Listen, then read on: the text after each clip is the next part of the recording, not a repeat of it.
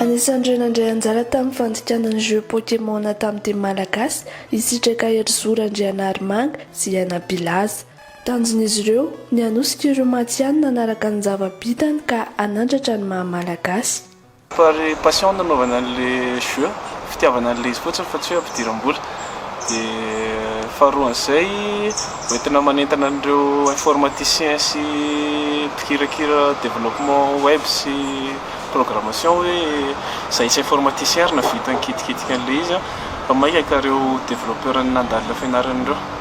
Mbola tsisy ny jeu amin'ny teny gasy zany raha tsy diso dia izay ny antony nanaovana anazy amin'ny teny gasy aloha mba hanandramana hoe tsara ve ilay jeu raha atao amin'ny teny gasy tsy atao amin'ny teny zareo vahiny foana satria ilay gasy ka mba mahavita indraindray.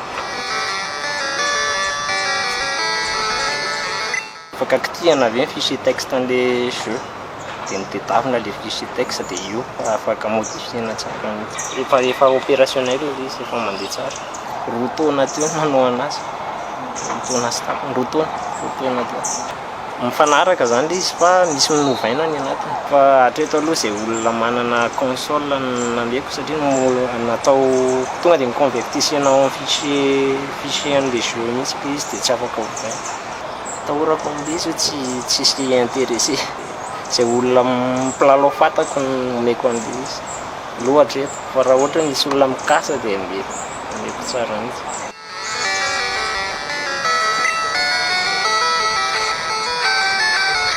Nahafinaritra anahy ilay izy aloha satria ilay jeu loloaviko tamin'ny fahakeloko dia izao ilay izy nataony zareo teny gasy dia hitako hoe nahafa-po anahy zany ilay izy fa nangatahako amin'izareo zany mba tohizana ilay izy satria na ilay texte amin'ilay izy zany hita hoe tsara, hita hoe misy texte zany hoe reky mahagasy an'ilay gasy an'ilay izy.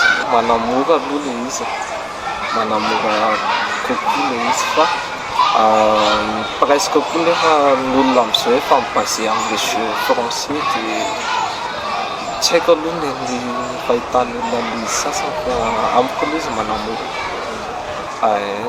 Misy tsampy kely zany ohatra hoe bug kely fa mbola miandry amin'ny beta vaovao aloha amin'izao fa kely ihany ilay lesika hitako amin'ilay izy.